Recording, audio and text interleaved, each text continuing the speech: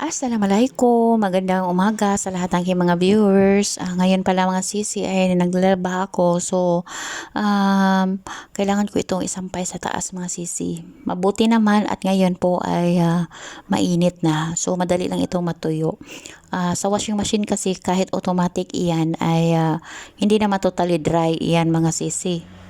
Pero kunting ano mo lang, lapag mo lang sa init, matutuyo naman yan. Oo, ganun talaga mga sisi. So, dito kasi sa Pakistan mga sisi ay ang sampayan, lalo na dito sa community namin, kailangan talaga sa rooftop. Hindi siya pwede na i-ano mo yan sa lobby, makikita, hindi pwede yan. Dito sa community namin, dito sa paligid namin, bawal iyan. Pag nakita nila na nagsampay ka sa lobby o sa balcony, ay makapinalty ka, makabayad ka. Ayaw nila ng ganyan. So ito, yung kapitbahay namin yan. So dikit lang yung bahay mga sisi.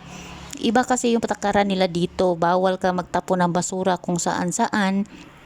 Tapos bawal din na sampay ka ng sampay na kahit saan din sa harap ng bahay mo, bawal iyan mga sisi. So medyo mainit na ngayon dito mga sisi, no? Tingnan niyo sa paligid. So tahimik lang po ang ating paligid mga palangga. So natapos ko nang sampay yung mga damit namin, mamaya after 2 hours ay tutuyo na iyon. At mayroon namang naglilinis ngayon dito sa loob. Mayroon kaming bagong hire mister. Kasi Ramadan, ang dami ko kasing tinatahi mga sisi. Kaya mag-overnight ako mamaya. So hito, nagbabad ako ng aking customer na tela para naman ay matahi ko na ito mamayang gabi kasi deliver ito bukas para papuntang Peshawar mga sisi.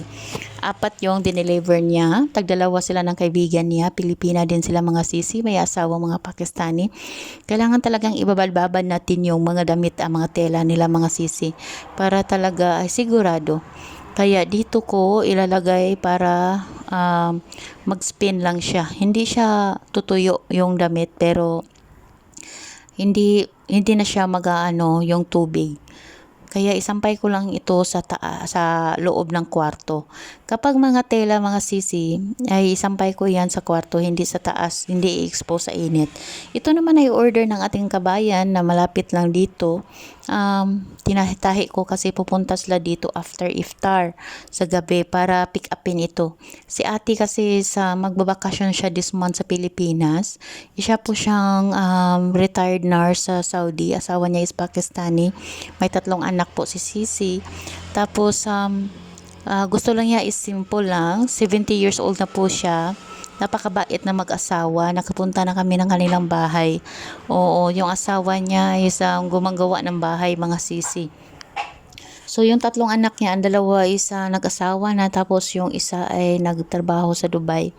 Kaya tinatahi ko po yung damit niya para naman ay makuha na niya ito. Hindi ko alam kung kailan kaya ang flight niya. Alam niya naman is magulo ngayon dito sa Middle East. Sana ay hindi makancel yung flight niya papuntang Pilipinas. Kaya ano talaga mga sisi, ingat-ingat ako magtahi nito kasi si ate po ay napaka mitikulosa po about sa damit niya. Oo, yung asawa pa niya nasasabi na ganito ang design, ganyan. Pangalawang order na po ito, yung isa ay na-deliver na namin. Kaya ngayon po na season, kapag Eid ay sobrang dami po na customer. Lahat po ng mga tailor ay napaka-busy. Assalamualaikum po, kumusta po kayong lahat? Oo nga, napaka ano na ngayon, napaka gulo na. Dito rin sa Pakistan ay last time sa aking video may nagtatanong sa akin na may gulo sa Afghanistan at sa Pakistan. Actually po ay hindi po namin masyadong nararamdaman dito kasi ang borders po ng Afghanistan ay nasa northern area ng Pakistan. So medyo malayo po talaga yan dito. Nagpapasalamat rin po kami. Kung ano man yung kaguluhan nila, lalo na yung sa Karachi, malayo din po kami. Hindi naman gaano ka gulo sa Karachi o sa ano lang yun sa embassy sa US. I think is okay na ngayon. Ganun talaga, marami ng mga gulo-gulo sa mundo. So kailangan nating unahin yung ating pamilya na maging safety at lalong-lalo na dito sa ating bahay, no? So, kung ano man yung mga kaguluhan sa government or sa kahit anong lugar, hindi na tayo makisali dyan kasi mas lalo pang gugulo. So, kailangan nating isipin. Hindi talaga natin alam kung anong mangyayari mga sisi, lalo na kung nasa ibang bansa tayo. Dito naman sa Pakistan, ay dati ay nagkaroon din ng ganyan sa India. So, ano man, mga ilang weeks lang naman yon na ceasefire din yun. Ngayon, iba na naman ang problema. So, marami na ding mga flight na na-cancel, lalong-lalo na sa UAE, no? So, sa Middle East, ang ating mga OFW, ay nakakatruma talaga ang ganyan kasi hindi natin alam kung saan babagsak yung mga bomba, no? So, yung pamilya sa Pilipinas ay sana intindihin nyo ating mga kababayan, mga sisi. So, dito sa Pakistan, ulitin ko, ay safety naman kami dito at wala namang nangyayari na ganyan. Ay sana ay patuloy na ganito. Kung ano man yung mga pag-aalitan nila, pareho lang yan sa Pilipinas dati na sa Mindanao ay nagkakaganyan. Kaya walang masyadong ramdam ang mga tao, lalo na busy ngayon sa Ramadan, mga sisi. So, ayun nga mga sisi, ang ating mga kabayan na Pilipina, marami din kami dito na mga asawa ng mga Pakistani, mayroon ding mga nagtatrabaho. At ang ating mga OFW dito ay todo kayo talaga kapag gabi na or papunta na ng 5 p.m. So kami dito sa bahay ay ako busy ako sa pagtatahi, mga sisi. Oo, kasi kapag Ramadan ay busy talaga sa pagtatahi ng mga damit. So mga kabayan natin sa Peshawar, sa Islamabad at kung saan mang lugar, lalo na dito sa Lahore, ay pinapadala nila sa akin yung para tatahiin na damit nila sa Eid. At napapasalamat ako sa mga suporta ng ating kababayan din. Oo, lalo na tayo ay isang housewife. At yung anak ko naman sa Pilipinas, okay lang din man siya, napaka-busy sa school. Everyday nagme-message naman ako sa kanya, kinukumusta ko. Sobrang busy, mga sisi. Lalo na is malapit na rin yung final ng taon para sa kanilang mga first year college. So, mega shout out pala sa inyong mga sisi. Ang buhay dito sa Pakistan ay hindi pareho, pero sa totoo lang okay lang naman, mga sisi, walang problema. At kami dito sa bahay ay alhamdulillah, pag Ramadan talaga, mga sisi, kaya Ramadan, isang buwan talaga na araw-araw gumagastos ka, para bang araw-araw kang talaga hinahanda yung pagkain sa gabi, ganon. So sa isang taon, 2 beses na mag-celebrate yung mga Muslim sa Eid. Oo, sa susunod din naman na Eid ay magkakatay ng mga karne. So ngayon naman na Eid na ito ay after ng 1 month na fasting at mga prayers, mga dua natin, ay mayroong Eid. Lahat ay nagbumibili ng mga bago. Lahat na mga tao ay ang susuot ng mga bago, tapos nagbibigay ng Eid, yung kung sa Arabic pa hadiah, yun bang nagbibigay ng regalo para pag Christmas sa atin. Yung mga bata binibigyan ng pera, tapos during sa Eid ng umaga ay pupunta yung mga asawa namin sa masjid, tapos magbibigay ng pera sa mga bigger doon. Ang daming bigger talaga that time, mga sisi. So maaga si Mr. Yan pupunta. At kami naman ay sa gabi ay ang celebration lang is magsuot ng bago, merong mga make-up, ganun, mga sisi, tapos mag-dinner. O ganun lang ang ganap pag Eid, mga sisi. So ang sitwasyon dito, inuulit ko, okay pa naman dito sa Pakistan. Alhamdulillah ay mapayapa yung Eid at sana ay patuloy itong ganito, mga sisi. At sa atin namang mga sister na bagong karelasyon ng mga Pakistani, at lalong-lalo na yung bago pa lang nag-meet up, no? Oo. Alam nyo po kasi, pag foreigner yung mapangasawa ninyo, ano talaga, ang una talaga nating problema is yung pagkain nila kasi na-adjust pa yung anong gusto nilang kainin. So, lalo na every morning, tapos lunch, pagbago pa talaga mga sisi, yan talagang unang problema nating mga asawa. So, yung mga bagong meet up pa lang na mga Pilipinas sa kanilang mga Pakistani, bagong kasal pa lang, or pag LDR, during LDR, tapos sure na kayo talaga, ay mag-practice na kayong magluto sa mga kailangan talaga nila mga sisi. So, ngayon lang ako nagkapaano ng video mga sisi dahil napaka-busy ko talaga. So, sa susunod po natin na video ay mag-share po ako sa inyo kung ano po yung mga pagkain nila na mostly talaga na gusto nila. Actually mga sisi, nung una pa lang ako sa Abu Dhabi, hindi ko talaga alam kung ano yung talagang pagkain niya. Kahit 1 month, ano lang siya doon, 21 days siya sa Pilipinas nung nakasal kami. Nasa hotel kami that time. Oo, nandoon kami. Tapos, palagi kaming kumakain sa labas mga sisi. Hindi ko talaga alam na ano pala siya. Yun bang, kung ano yung gusto niya. Ang alam ko lang is, kailangan ay itiyak ko na hindi baboy yung pagkain. Oo. So, hindi ko kasi alam, kaya yun ang nangyari, pinapakain ko lang siya ng doon sa mga mall, mga manok, ganun, hindi pala niya gusto. Kasi sa kanila mga sisi ay sa roti yung mga katumbas nila sa rice.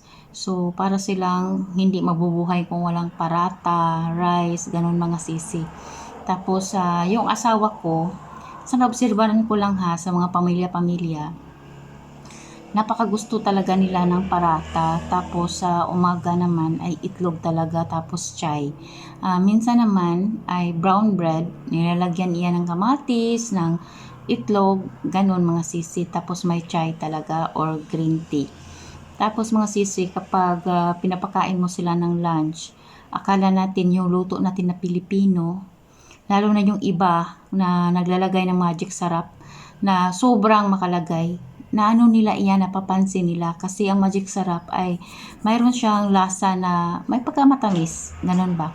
So, napapansin iyan nila, pero ayaw nila sa pagkain na may kunting sweet, okay? Sa ulam, o sa ulam lang mga sisi. Tapos, ang gusto talaga nila is yung mga spicy talaga. O yung may mga chili. Minsan nga nagluluto kami ay mayroon talagang mga halo na mga sisi, yung mga yogurt. Oo, may ano sila niyan, may mga menu na ganyan.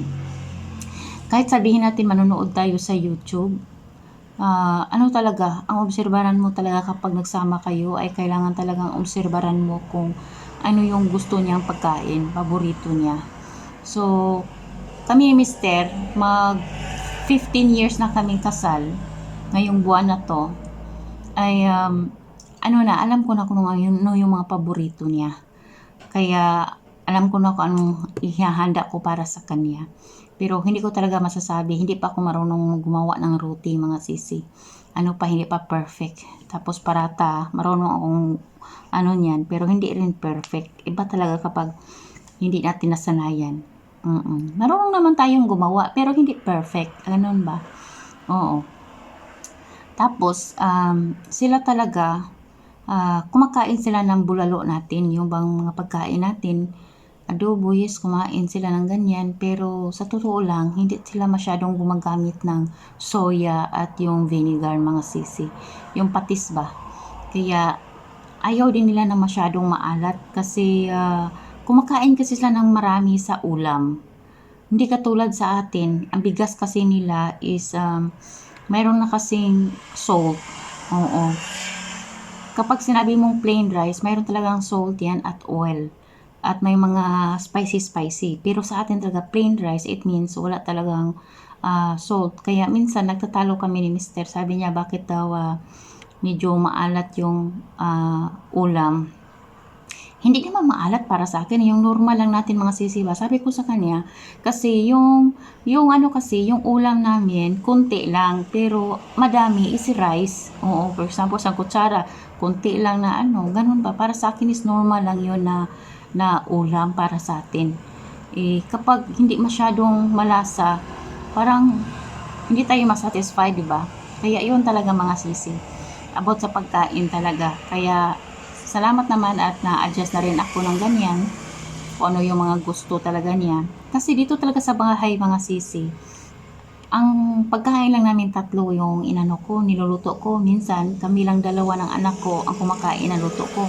Kasi, iba naman yun sa baba. Minsan, nabibigayan kami. Ganon. Pero, mostly talaga mga sisi ay, ano talaga, yung pagkain namin ng anak ko, ako talaga magluluto. Lalo na yung anak ko, hindi kumakain ng Pakistani foods, hindi talaga siya kumakain. Kahit anong pilit mo dyan. Kahit anong pilit mo. Minsan yung minds niya, yung bang giniling, hindi niya alam na ginigiling ko rin yung yung mga onions, garlic, para hindi niya makita. So nakakain niya iyon. Minsan hinahaluan ko ng potato. Ganon mga sisi. So itong customer na to mga sisi ay isa po siyang nurse o retired nurse sa Saudi. Si ate po ay 70 years old na, magbabakasyon siya this month.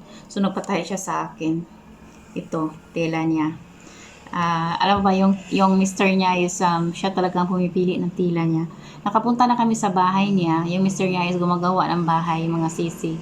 Tapos sila ay caretaker sa bahay. Cute yung bahay niya, maganda yung bahay niya. Sila lang dalawa kasi tatlo yung anak niya, puro babae. So yung dalawa is may asawa na, nasa kanilang mga in-laws. Tapos yung dalaga niya is nagtrabaho sa Dubai. So yun talaga ang medyo napaka-lonely kung ang mga anak mo puro babae. Kasi lahat sila talaga pag nag-aasawa ay sa mga in-laws nila. Minsan lang sila bumibisita sa bahay. Kagaya sa mga anak ni Mr., yung mga babae niya, minsan lang talaga. Yung isa na sa ibang bansa ay every 2 years ay umuwi siya dito. Pag anak mo kasi lalaki, mostly ay yung mga magulang ay isa lang ang bahay. Ganun talaga. Ito ang pinaka gusto ko talaga sa isang pamilya ng Pakistani. Kasi hindi nila pinabayaan yung mga magulang nilang mga matatanda. Oo, yung papa at mama nila. At the way na magrespeto sila sa kanilang mga ina, grabe talaga. At lalo naman yung mga ama naman, grabe ka hardworking para sa kanilang mga anak. Lalo na sa mga anak nilang babae, sinisitol talaga nila yan sa buhay na maging maayos. So, deserve din nila na alagaan pag matanda na. Mayroon kasing mga country na pag matanda na, ilagay sa mga bahay ng mga matatanda, ganun ba? Dito, binabahay talaga ng mga anak nila. So, yung kay Mr., dalawa yung anak niya lalaki. So, yung isa ay nagtatrabaho sa ibang bansa. Kaya kapag umuwi, dito talaga pati yung asawa niya at anak, dito talaga. Tapos may isang anak siya na nakatira sa amin. Tapos kaya pala nung nagbuntis ako ay pinagdasal niya na maging anak ko ay lalaki. Oo, para daw sabi niya ay may dalawang anak akong mag-aalaga kasi anak kong babae. Iba naman din yun sa atin, di ba? Hindi naman natin alam kung kailan ang buhay natin mga sisi eh. Kaya hindi ko naman iniisip ang ganyan. Ang sa akin lang is kung ano yung responsibility ko sa mga anak ko, yun ang ginagawa ko. Nasa kanila yun kung ano ang kanilang magagawa para sa atin. O basta nakikita lang nila yung pagsisikap natin na pag-aalaga sa kanila, pagsuporta. Kaya masasabi ko talaga na iba yung pamalakad nila sa kanilang mga anak. The way na paano sila magpalaki ng mga anak. Kaya hindi mo talaga masisisi yung mga asawa ninyo na Pakistani na mahal na mahal nila yung kanilang mga magulang. Intindihin lang natin mga sisi. Maganda din yun kasi one day magkaanak ka ay babalik din yan sa'yo. O, diba? So, depende yan kung paano natin palakihin yung mga anak natin at tuturuan mga sisi. So, yung maraming mga Pilipina na nagsasabi na manaiinis sila kasi yung asawa nila palaging nagpapadala sa magulang, palagi nakikinig sa mga ina. Huwag po ganyan mga sisi. Ay dapat po atin po yung tularan. Kasi the way na nagpalaki sila sa kanilang mga anak, ay ganun din ang gagawin natin sa ating mga anak. Mm. Na hindi mawawala yung respeto ng mga anak nating lalaki sa kanilang mga magulang. Kasi magiging magulang din tayo, o di ba? Kaya iisipin din natin iyan kasi lahat naman tayo ay tatanda, mga palangga. Oo, kahit sabihin, iba kasi yung tradisyon natin sa Pilipinas eh. Tulong-tulungan talaga sila dito, magpamilya, mga sisi. Yung mga magulang, ganun. Kung anong desisyon ng mga magulang ay dapat alam ng mga anak. Ganun talaga, mga sisi. Kaya, habang may mga panahon pa, kasama yung asawa ninyo, at yung mga in-laws ninyo na matanda na, unless kung sila ay mayroon naman tao na masama ang ugali na kahit anong bait mo, hindi ka matatanggap ng in-laws mo. Ay dah, pabayaan mo yan. Ano lang yan, nagdagdag stress. Oo, may ganyan talagang ugali kahit sa ang bansa. May ugali talaga na iba, no? Oo, kahit binibigyan na natin ng yung pasensya, pag-uunawa talaga. May mga in-laws talaga na walang value sa kanila, lalo na yung mga daughter-in-law nila. Okay? So, dito talaga sa Pakistan, may isang bagay din nung bago pa lang ako dito, mga sisi.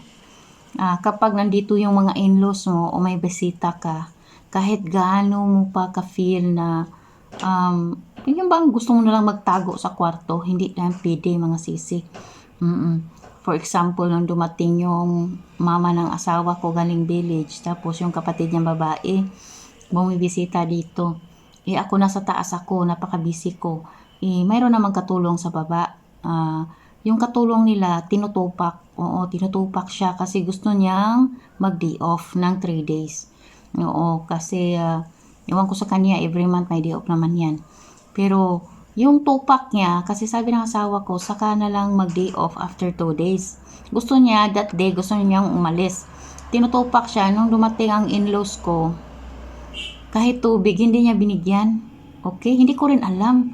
Kasi nasanay na ako na every time na may pupunta sa bahay, ituka talaga nila iyan kasi sila yung katulong eh. Ano bang silbi na hinahire sila, di ba? Sila yung magsiserve, sila yung magluluto, ganon. Ganon, ganyan ang ginagawa nila sa baba. Unless kung pupunta sila sa akin sa taas, isi-serve ko talaga sila ng tubig, kung anong gusto nila. Ganyan kasi ang tradition dito sa Pakistan na may bisita ka, siniserve mo. That time, yung anak kong lalaki ay mayroong nagtututor sa taas. Okay? So, kapag may mag-doorbell, tumatakbo yan sa lobby. Tinitingnan kung sino ang tao kahit nandito yung teacher niya.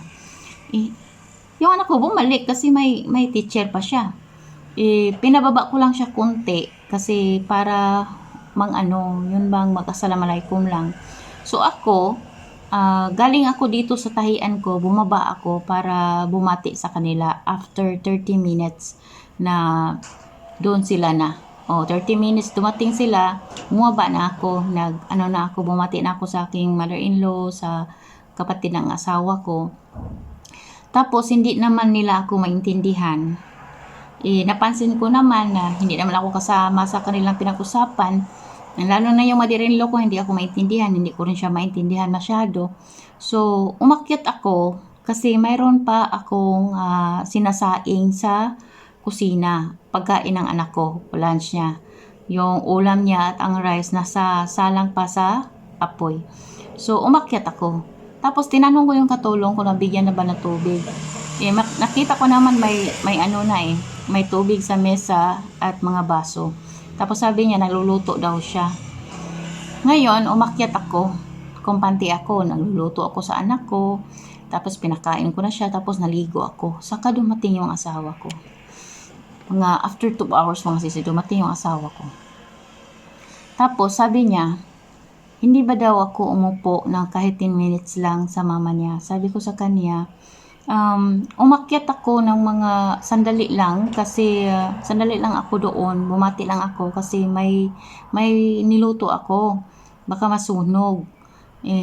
Niluto ko yung pagkain ni Yusuf. Sabi niya, hindi daw, naglikramo daw yung mama niya, mga sisi, kasi ang bilis ko daw umalis. Tapos wala man daw nagbigay sa kanila ng tubig. Sabi ko sa asawa ko, bakit hindi ba binigyan ng katulong? Sabi niya, hindi daw. Sabi niya, tinutupak daw. Sabi ko, hindi ko kasalanan yan.